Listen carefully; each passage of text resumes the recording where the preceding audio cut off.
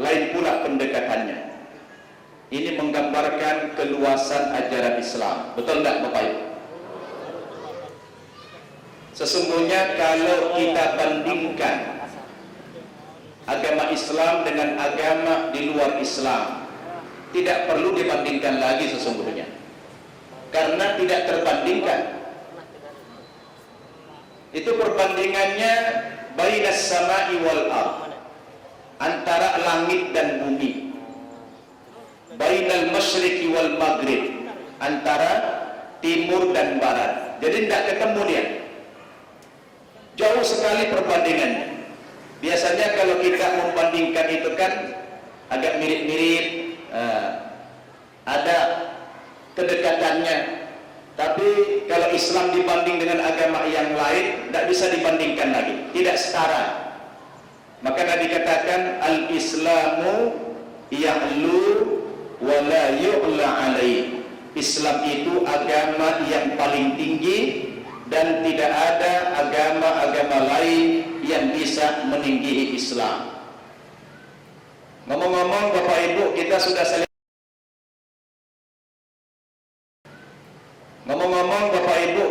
saling kenal belum?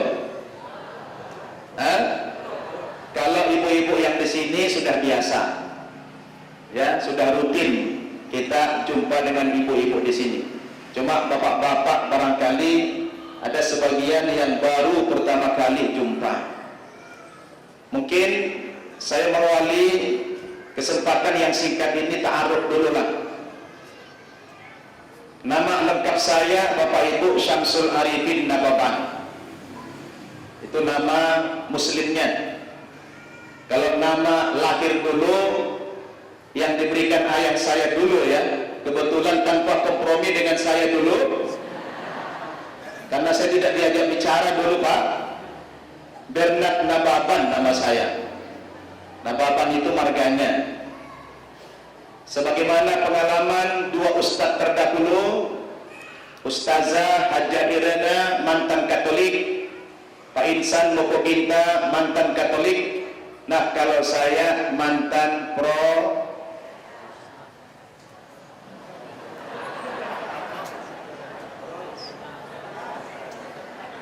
Ibu-ibu jangan terlalu ekstrim lah,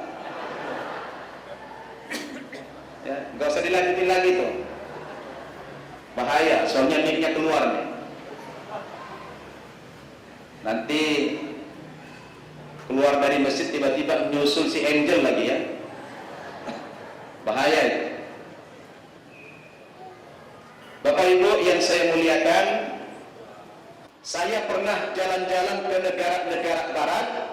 Ketika saya jalan-jalan ke sana, aku melihat di sana ada Islam, tetapi saya tidak melihat umat Islam. Jadi Islamnya kelihatan ada, tapi orang Islam tidak ada. Thumma safartu ilal biladil islamiyah. Kemudian saya jalan-jalan ke timur tengah negara-negara Islam. Fara'aitu fiha al-muslimin. Di sana saya banyak menjumpai umat Islam. Walam ajid fiha al-Islam, tapi tidak melihat kehebatan ajaran Islam itu. Artinya apa? Dalam hal perilaku kita baru terjebak kepada membangga-banggakan ajarannya, tapi perilaku masyarakatnya tidak sejalan dengan ajaran Islamnya. Betul tidak? Nah ini yang harus kita juga renungkan. Di samping kritik-kritik terhadap mereka dari aspek ajarannya juga tidak boleh kita lupakan ya. Saya seringkali ditanya, Ustadz, kata orang Kristen, kenapa dalam agama Anda wanita terlalu dilecehkan? Saya bilang, ukurannya apa Anda mengatakan Islam melecehkan wanita? Yang pertama, dia bilang masalah pembagian warisan dalam Islam tidak sama. Yang kedua, dalam Islam wanita tidak boleh imam jadi salat bagi laki-laki. Kemudian yang ketiga, wanita boleh dinikahi 3, 4 dan seterusnya. Ini banyak pelecehan kepada kaum wanita, kata orang Kristen. Nah yang paling tajam disoroti mereka adalah pelanggaran HAM menurut mereka kalau menikahi perempuan 3 atau 4. Maka saya jawab, Anda ini sering sekali mempersoalkan umat Islam yang punya istri 3 atau 4. Tetapi Anda tidak pernah mempermasalahkan Tuhan Anda 3, saya bilang. Iya kan? Dia punya Tuhan 3, tak pernah dipermasalahkan. Giliran orang Islam punya istri 3, jadi soal. Kira-kira kalau dianggap dosa, taruhlah dulu nih, laki-laki punya istri 3 dianggap dosa. Kemudian mempertuhankan 3 Tuhan juga dosa. Kira-kira mana lebih besar dosanya? Punya 3 Tuhan daripada punya 3 istri? Hah? Mana lebih besar dosanya? 3 Tuhan. Kalau menikahi 3 wanita tidak sampai syirik. Tapi kalau punya 3 Tuhan, itu syirik yang kubra, syirik yang besar. Maka lawan orang Kristen itu pakai logik, kita tidak boleh pakai dalil saja, pakai logik. Kalau pakai logik dia pasti KO biasanya. Tidak bisa pakai logik lagi, pakai energi. Oh, nanti kita pakai dalil kuat kita nanti ya. Sama dengan ada satu cerita Pak, ibu-ibu, cerita. Orang Islam bertamu ke rumah orang Kristen. Dia bertamu ke rumah orang Kristen. Waktu pertama itu si Ustadz ini disuguhilah makanan buah-buahan. Nah, buah yang disuguhi itu adalah buah anggur. Minuman yang disediakan tuan rumah orang Kristen ini minuman anggur. Kata tuan rumah, Ustadz silakan minum, silakan dimakan. Iya, terima kasih kata Ustadz. Pas dimakan, buah anggurnya dimakan sama Ustadz ini. Tapi anggurnya, minuman anggur nggak diminum sama dia. Tuan rumah lihat pun tidak berkurang airnya. Ditanya, kenapa Ustaz nggak minum? Oh, mohon maaf Pak, dalam agama saya anggur itu haram. Minuman anggur itu haram karena memabukkan. Tapi kata pendeta tadi, kata si Kristen ini, buah anggurnya kenapa Anda makan? Padahal asal usul airnya ini kan dari buahnya ini. Ini agama Anda aneh juga ini. Buahnya Anda makan, airnya tidak diminum. Ya begitulah Pak, dalam agama saya Anda rasional agamamu itu, kata si Kristen tadi. Akhirnya si Ustadz ini dikasih ilham sama Allah. Pak, Bapak sudah nikah belum? Udah? Bapak punya istri? Ada? Punya anak perempuan? Ada? Bisa nggak dipanggil kemari dulu? Boleh, panggil. Ini istri saya, ini anak perempuan saya. Oh begitu ya. Coba Bapak saya tanya, kata Ustaz ini istri Bapak ini halal tidak Bapak gauli? Halal. Anak perempuan Bapak ini halal nggak Bapak gauli? Enggak. Loh kenapa? Kan asalnya anak ini kan dari ibunya ini.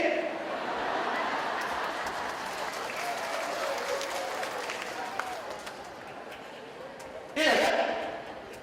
Bukankah asal usul anak Bapak yang perempuan ini dari ibunya? Kenapa ibunya itu halal digauli, anak perempuan tidak halal digauli?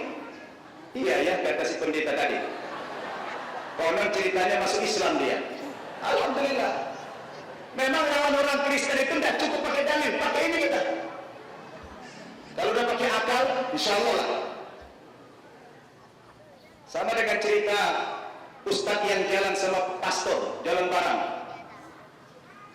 Waktu mereka dari Surabaya mau ke Jember, pendeta sama pastor sama Ustadz jalan bareng. Naik bis Akas orang itu, malam-malam. Si Ustadz begitu naik, duduk langsung baca Bismillahirrahmanirrahim. Pastor protes, Pak Ustadz ini bukan Bismillah, ini bis Akas katanya. Protes itu pastor. Wah ini panas ini, Ustaz ini panas ini, diledek begitu panas ya. Akhirnya berjalanlah, tiba-tiba hujan lebat. Di balik hujan itu datang petir yang kencang, tuar katanya. Si pastor bilang haleluya. Ustaz protes, Pak pastor ini bukan haleluya, itu halilintar. Itu halilintar itu kata si Ustaz tadi ya. Akhirnya jalan. Sampailah mereka di Jember. Sampai di Jember oleh pastor ini, si Ustadz diajak makan di restoran. diajak makan di restoran. Kebetulan ini licik ini pastor ini, restoran yang diajak restoran orang Kristen, dah dipanggang semuanya. Akhirnya diajak makan, sang ustaz tak mau makan di situ. Kata ustaz, udah maaf pastor, jangan lagi bawa makan ke sini saya. Ini kan haram dalam agama saya makan babi. Itulah kalian orang Islam tak tahu yang enak-enak katanya. Begitu enak daging babi kalian bilang haram katanya. Ya itulah ajaran agama saya kata ustaz tadi. Singkat cerita akhirnya mereka pindah rumah makan lah. Selesai makan berpisahlah mereka.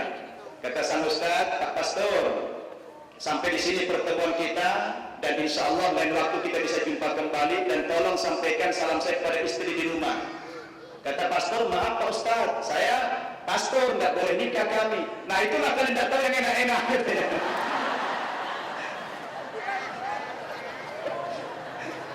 Sebetulnya yang tidak tahu enak-enak itu kalian itu. Jadi Bapak Ibu Saudara, begitulah kita kalau menghadapi orang Kristen. Mentok sampai di situ tidak juga boleh imannya. Terakhir kita pakai tes energi. Apa? Tes energi. Mau dibuktikan? Coba satu orang yang anak muda tampil ke depan, yang badannya besar, tangannya gede, badannya besar. Kalau maju ke depan satu orang saja. Anak muda. Yang tangannya besar, jangan yang kecil, yang tangannya besar, yang gemuk. Ya silakan, yang merasa dirinya besar maju ke depan. Ya, boleh dua orang boleh, silakan dua orang, silakan maju ke depan. Ya, silakan maju ke depan. Kita coba tes energi dalam rangka pembuktian agama siapa yang benar. Coba abang tangan begini, lurus begini. Nanti saya akan tekan tangan abang ke bawah, tapi tolong ditahan, pakai energi yang sekuat-kuatnya. Dengan tenaga yang paling kuat. Siapa yang kalah? Apakah saya mampu menurunkan tangan beliau ya? Hitung. 1, 2, 3.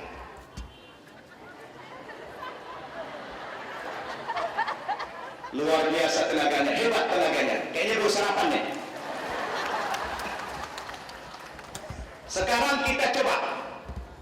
Apakah ketika beliau memegang Alkitab ini masih punya kekuatan seperti tadi? Kita lihat. Coba pegang, ini ada sensornya nih Pak. Pegang tangan kanan, pegang gini, tangan kiri. Ya, tangan kiri pegang gini. Tangan kanan begini. Ya. Seperti tadi lagi. Kalau tadi waktu masih kosong Bapak Ibu, energinya sangat kuat sekali. Tapi sekarang, ya, dan itu ya. Ya. Sekarang begitu dia pegang, langsung hilang kekuatan beliau. Inilah salah satu keajaiban Islam itu. Buktikan. Seperti tadi Bang, jangan dikurangi ya. 1, 2, 3. Mana tenaga beliau? Mana tenaganya? Langsung hilang. Padahal saya tidak pakai tenaga. Ulang, sekali lagi. Ya. Pam, lep. Keluar tenaga semuanya. 1, 2, 3. Ya. 1, 2, 3. Subhanallah. Sekarang pegang Quran. Pegang Al-Quran. Sama, ini sensornya ada juga. Seperti tadi, jangan ada yang berubah. Abang lama lagi seperti tadi. Ya. 1, 2, 3.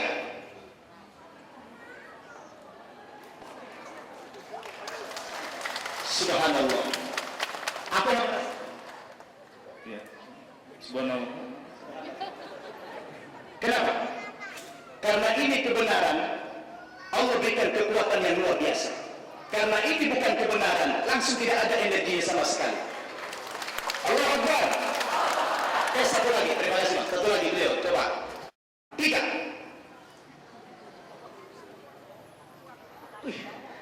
Sakit tangan saya Pak. Sama ya. Sekarang beliau baca. Saran dari kecil. Sekarang dibaca satu ayat saja.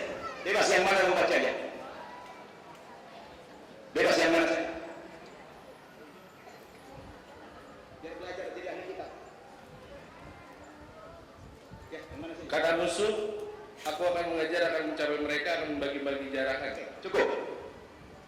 Dibaca pun langsung hilang energi. Tetes lagi seperti itu, Bang. Jangan ada dirubah lagi. Keluarkan tenaganya. 1, 2, 3.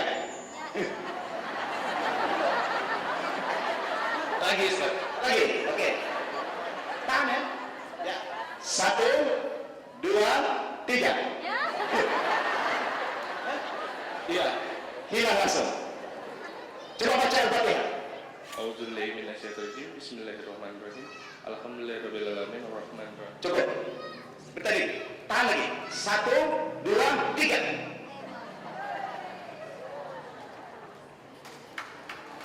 Subhanallah. Apa bahasa? Kuat. Subhanallah. Saya bukan cuma ya. Ini kalau kita melawan orang Kristen pakai logik, pakai dalil-dalil ini yang tidak mempan, pakai logik tidak kuat lagi. Terakhir tes energi pakai ini. Insya Allah KO. Goyang imannya insya Allah ya. Insya Allah Bapak Ibu, ini aja ceramah dari saya, bukan ceramah, cerita-cerita dongeng.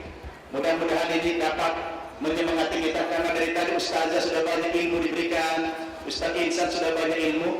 Kita hanya sekarang memperagakan bukti keunggulan agama Islam dari energinya maupun dari aspek yang lain. Billahi taufiq wal hidayah.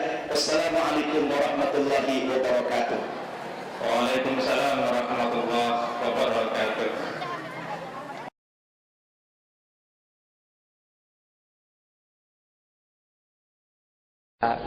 Assalamualaikum warahmatullahi wabarakatuh.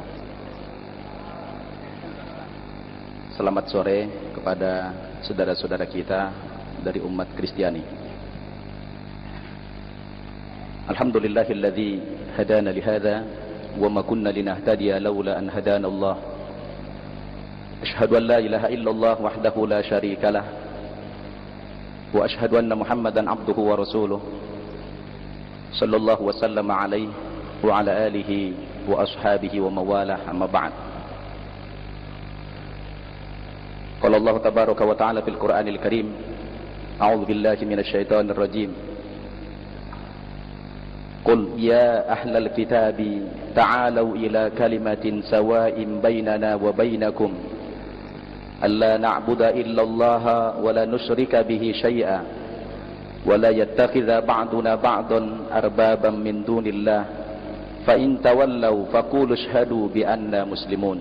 صدق الله العظيم. Yang saya hormati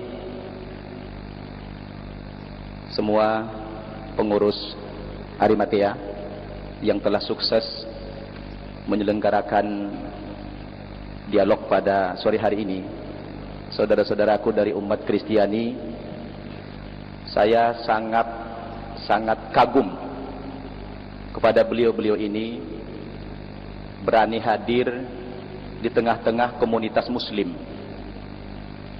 Bapak Ibu tahu enggak kenapa beliau-beliau ini berani hadir di tengah-tengah umat Islam? Alasannya tidak lain karena beliau-beliau ini kan mantan muslim. Sedikit banyak beliau-beliau tahu jikalau agama Islam itu adalah rahmatan lil alamin.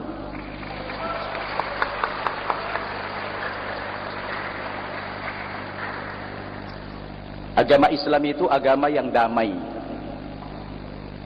Sesuai dengan kata Nabi, al-muslimu man salimal muslimuna min lisanihi wa yadihi.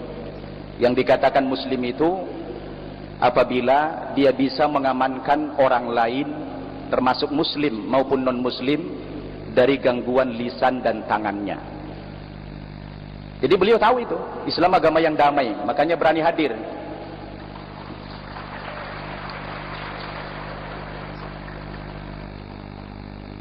Dan di kalangan kita ini kan tidak ada teroris ini, betul enggak? Jadi Bapak Ibu, kalau orang non-muslim masuk ke kampung, ke rumah orang Islam, pasti aman, pasti damai. Betul tidak? Mereka tidak akan pernah ada teror, karena Islam itu anti terorisme. Baik Bapak Ibu, biasanya kalau terakhir kan lebih banyak jatahnya. Iya Pak ya? lebih banyak biasanya. Karena saya ini sudah jadi penceramah. Jadi kalau ceramah itu, karena saya ini sudah jadi penceramah. Jadi kalau ceramah itu minimal 3 jam biasanya. Perkenalkan, nama saya Syamsul Arifin Nababan. Mendengar namanya saja pasti bukan orang Jawa, kan begitu? Orang Batak, Nababan. Kalau di kampung saya, di tanah Batak sana, Nababan itu marga yang paling spektakuler. Saya katakan spektakuler karena bisa dibolak-balik. Dibaca dari depan Nababan, dari belakang juga Nababan.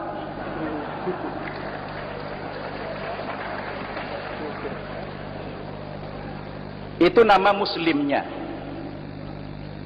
Nama baptis saya cukup lumayan bagus juga. Bernard Nababan. Nababannya tidak boleh tinggal itu.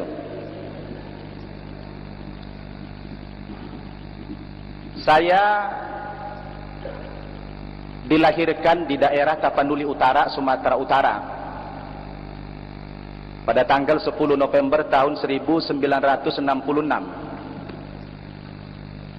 Lahir dari lingkungan keluarga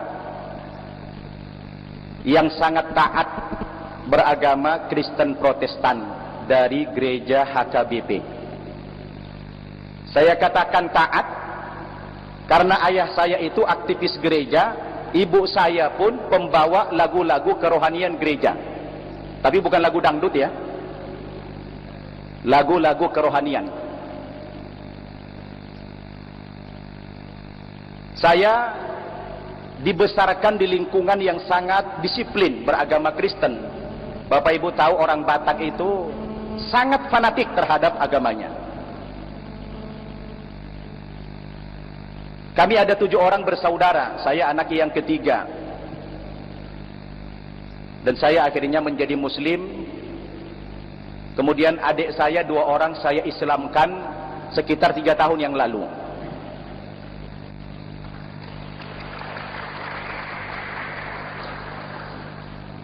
Pendidikan terakhir saya di Kristen SMA, tetapi pernah sebentar masuk ke Sekolah Tinggi Teologi HKBP Nomensen.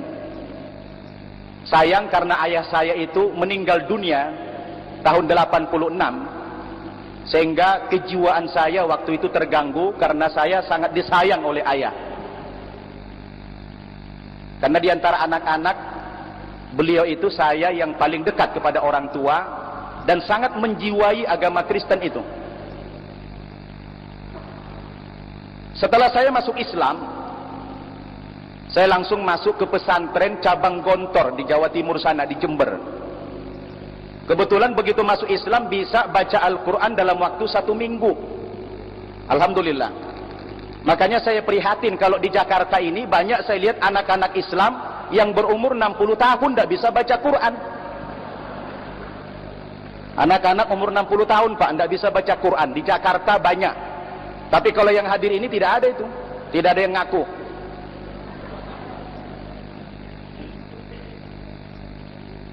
Bapak Ibu, apa alasan saya yang paling prinsip?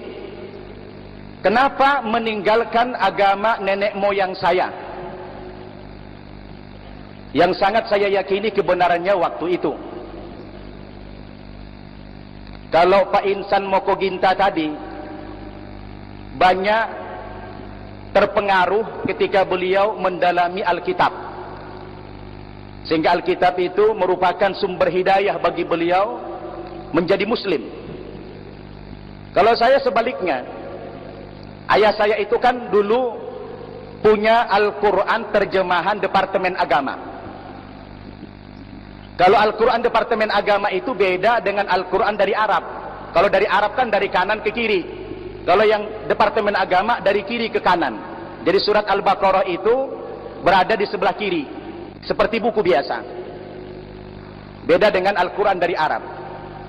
Jadi saya terbayang ada cerita teman berangkat haji, dia beli pakaian, tulisannya dijamin tidak luntur. ketika dia pulang ke hotel luntur, dia protes si Arab itu. Apa kata ente kan orang Indonesia. Orang Indonesia kan baca dari kiri ke kanan dijamin tidak luntur. Kami kan orang Arab dari kanan ke kiri. Luntur tidak dijamin. Kata orang Arab tadi. Kebetulan Al-Quran yang ditinggalkan ayah itu Al-Quran Departemen Agama. Dari kiri ke kanan. Lalu Al-Quran yang terjemahan Departemen Agama itu saya baca. Sangat berhati-hati apa sebenarnya kandungan daripada Al-Quran itu. Bapak Ibu, ketika saya buka awal-awal Al-Quran dari sebelah kiri, tentunya surat Al-Baqarah itu, saya di awal surat Al-Baqarah saja sudah dikejutkan oleh bunyi ayat. Kalau dulu terjemahannya saja yang saya tahu, tapi kalau sekarang alhamdulillah Arabnya udah tahu saya.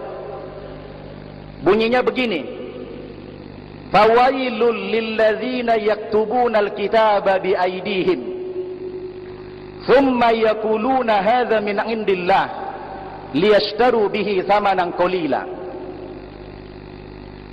Peringatan juga rupanya ini. Fawailul lahum mimma katabat aydihim wa wailul lahum mimma yaksibun. Terjemahannya begini. Al-Qur'annya orang Islam berkata, kata Allah, kecelakaan besarlah atas orang-orang yang telah menulis Alkitab dengan tangan-tangan mereka sendiri. Lalu mereka mengatakan ini dari sisi Tuhan. Tapi Al-Quran mengatakan tidak. Alkitab itu sudah ditulis oleh tangan manusia. Diulangi lagi oleh Quran, kecelakaan besarlah atas orang-orang yang menulis Alkitab dengan tangan mereka sendiri, dan kecelakaan besarlah atas orang-orang dari apa yang mereka usahakan sendiri. Saya kan sebagai umat Kristiani kaget baca ayat ini. Baru lagi di awal-awal ayat 79 surat Al-Baqarah sudah memprotes Alkitab. Bagaimana tidak kaget saya? Sementara dalil yang seperti itu tidak ada satu ayat pun saya jumpai dalam Al-Quran yang mengkritisi, dalam Alkitab yang mengkritisi Al-Quran tidak ada kita jumpai. Saya penasaran Pak, di samping kaget, penasaran, kok ini Al-Qurannya orang Islam mendiskreditkan Alkitab, mengatakan Alkitab itu ditulis oleh tangan manusia atau oleh rekayasa otak manusia. Saya kan penasaran, apa iya sih seperti itu Alkitab? Bapak Ibu, makin penasaran saya baca, masuk ke surat Ali Imran, banyak cerita tentang Nabi Isa. Masuk lagi ke surat An-Nisa, Al-Quran malah memberikan pembelaan kepada Nabi Isa. Di saat orang Nasrani mengatakan Nabi Isa itu sudah mati terbunuh dan tersalib, justru Al-Quran memberikan pembelaan. Kata Quran itu, wa ma qataluhu wa ma salabuhu walakin syubbiha lahum. Nabi Isa itu kata Quran tidak mati terbunuh, tidak mati tersalib, tapi yang terbunuh dan tersalib ketika itu orang yang diserupakan wajahnya persis seperti Nabi Isa. Begitulah kalau orang Batak pidato. Waktunya sudah habis. Boleh minta diskon enggak ini kira-kira ini? Kalau teman saya sudah membatasi Anda, maka jadi saya tambah sedikit lagi Pak, supaya tidak ngambang nanti. Ketika saya coba melanjutkan, lalu saya terbayang, karena saya kritis waktu itu. Saya tidak subjektif, saya harus objektif waktu itu kan. Apa iya sih tuduhan Al-Quran, Alkitabnya orang Kristen itu adalah buatan manusia? Begitu saya Pak penasaran, 2 tahun saya membuka Alkitab ini sampai habis ini saya baca ini. Ternyata setelah saya cerna dengan akal saya, betul juga. Ternyata pernyataan Quran itu bukan fitnah, malah fakta. Salah satu contoh, hari ini ingin saya buktikan terhadap pernyataan Quran tadi, supaya tidak fitnah begitu. Ada dimakan syair-syair di dalam Alkitab yang bahagian daripada kitab suci. Misalnya saya bacakan yang paling indah saja, berbicara tentang kenikmatan cinta. Betapa cantik, betapa jelita engkau, hai tercinta. Kataku, aku ingin memanjat pohon korma itu dan memegang gugusan-gugusannya. Kiranya buah dadamu seperti gugusan anggur dan napas hidungmu seperti buah apel. Kata-katamu manis bagaikan anggur. Saya tanya itu pendeta, Pak, kenapa Alkitab kita bicara buah dada terlalu vulgar? Apa tidak ada istilah yang lain? Kata pendeta, Pak, biarin aja nababan, supaya beda mana buah dada, mana buah rambutan, katanya. Oke. Ini susah ini kalau Jadi memotong terakhir, penceramah. karena ini sudah merupakan bukti, akhirnya saya pun ikhlas. Ikhlas saya meninggalkan agama Kristen. Panjang sebenarnya, tapi karena sudah di-cut ini, saya minta tadi 30 menit.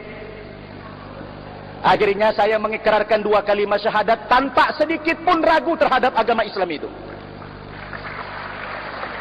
Ya, Tidak ada secuil pun. Akhirnya alhamdulillah, saya pun sekarang menjadi muslim yang baik insya Allah, dan saya telah mengislamkan 200 orang lebih. wah, lu. Demikian Bapak Ibu, terima kasih. Ya. Sangat singkat waktunya. Wabillahi taufiq wal hidayah. Wassalamualaikum warahmatullahi wabarakatuh. Baik, acara berikut barangkali Sebenarnya belum pertanyaan. Masih kita mengukuhkan alasan-alasan kita pindah agama. Kalau tadi sempat dikomentari oleh Pak Edi Sabto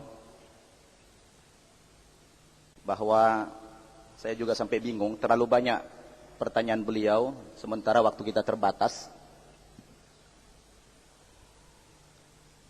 Saya ucapkan kagum dengan Pak Yosua, yang beliau ini salah semua sebenarnya bacaan Quran, tapi nekat begitu.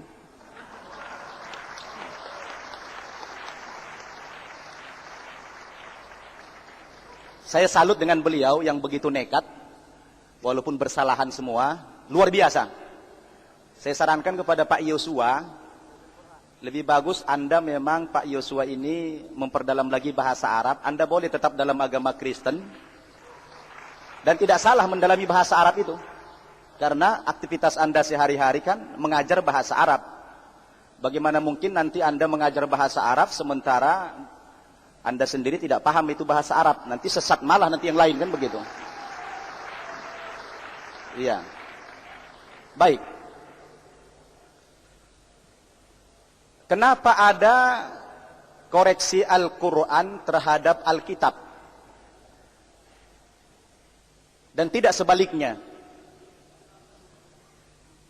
Karena Al-Quran itu datang yang terakhir. Lebih awal itu Alkitab. Sehingga Alkitab tidak mungkin mengoreksi Al-Quran, sebab Al-Qurannya belum ada.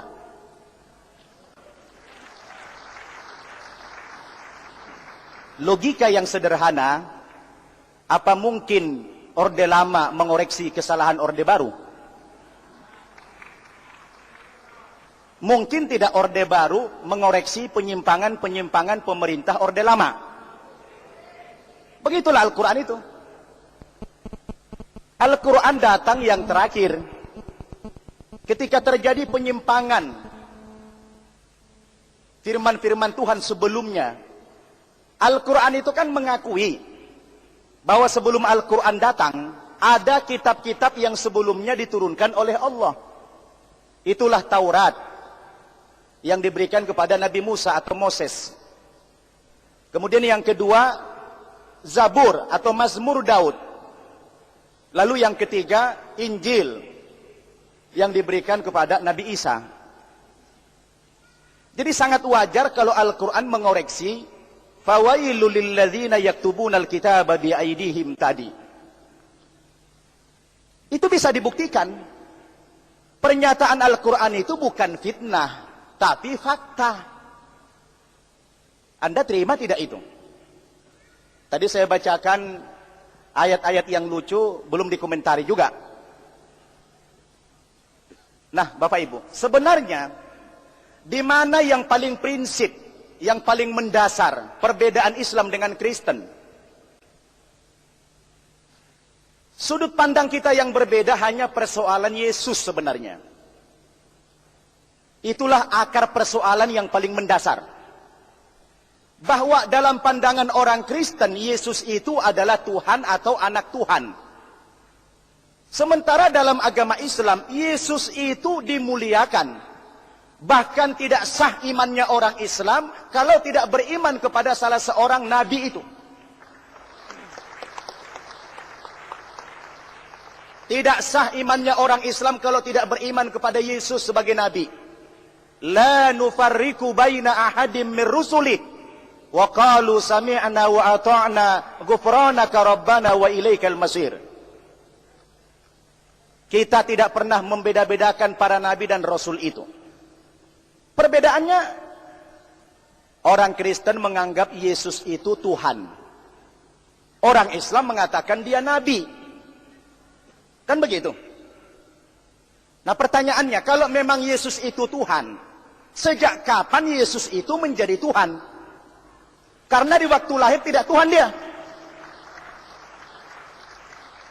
Terus terang, Yesus waktu lahir tidak Tuhan dia. Di waktu masa kanak-kanak tidak pernah jadi Tuhan. Tidak ada seorang murid yang mengatakan dia Tuhan. Aneh ketika Yesus sudah mati menurut versi Kristen, oleh Paulus dan teman-temannya yang lain menganggap mendaulat bahwa Yesus itu adalah Tuhan. Ini kan lucu ini. Sehingga Yesus itu dibingkai termasuk salah satu dari unsur ketuhanan yang disebut dengan Trinitas. Tuhan Bapa, Tuhan Anak, dan Roh Kudus. Untuk memudahkan orang lain memahami Trinitas itu, disederhanakan.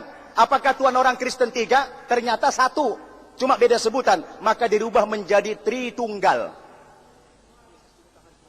Ya, Tritunggal. 3 dalam sebutan, oknumnya tetap 1. Supaya lebih sederhana lagi, dirubah menjadi 3 in 1. Jadi diibaratkan seperti kopi Torabika lah begitu. Supaya disederhanakan. Bapak Ibu, kita bicara kepada fakta, ini kan Alkitab. Pada saat Quran mengoreksi, wajar kan? Dan ada buktinya. Tidak ada di dalam Alkitab ini muncul keterangan dari Yesus bahwa dirinya Tuhan. Mungkin Pak Pendeta tahu, kalau dibuka Injil Markus pasal 12 ayat 28 sampai 29, di mana ketika orang Saduki datang menghadap Yesus dan bersoal jawab, mereka bertanya, hukum manakah yang paling utama? Jawab Yesus, dengarlah hai orang Israel, bahwasanya Tuhan Allah kita, Tuhan itu Esa. Kita ini kan jamak bukan tunggal. Tentunya kalau sudah kita, yang bertanya sama yang ditanya sama-sama kita di situ. Yesus juga kita. Dengarlah hai orang Israel, Tuhan Allah kita, Tuhan itu Esa. Bukan dia katakan, dengarlah hai orang Israel, Tuhan kamu saya. Enggak. Kasihilah Tuhan Allahmu dengan segenap hatimu, dengan segenap kekuatanmu, dengan segenap akal budimu. Dan hukum yang kedua adalah, kasihilah sesamamu seperti dirimu sendiri. Tidak ada hukum yang lebih baik, lebih utama daripada kedua hukum itu, kata Yesus. Ya, tidak ada hukum yang lebih baik daripada kedua hukum itu, yaitu Allah itu Esa, dan berbuat baik kepada sesama manusia sebagaimana kepada diri sendiri. Sehingga disahut oleh orang Saduki tadi, tepat sekali perkataanmu itu, guru, bukan Tuhan. Guru katanya. Kalau memang Yesus itu guru, tidak beda dengan orang Islam. Yesus itu merupakan sebuah jalan yang memberikan penerangan kepada umat. Tidak akan pernah sampai manusia ini kepada Allah, kepada Tuhan yang sesungguhnya, tanpa melalui Yesus. Artinya Allah telah mendelegasikan Yesus itu kepada manusia menjadi rasul. Allah memberikan ajaran yang benar melalui Yesus. Kalau mereka tidak mengikuti Yesus, tidak mungkin sampai kepada Tuhan, yang pada gilirannya tidak mungkin masuk surga. Begitu sebenarnya. Oleh karena itu, kembalilah Pak Edi Sabto. Kalau Bapak mau kembali bertaubat, diterima Allah. Tadi Pak Edi Sabto mengatakan, apa mungkin Tuhan masih mengampuni saya? Insya Allah. Hari ini kalau Bapak Sip disahadatkan, insya Allah. Allah masih akan mengampuni dosa beliau begitu. Kalau mau kembali lagi. Tapi jangan murtad lagi nanti. Nah, begitu ya. Terima kasih.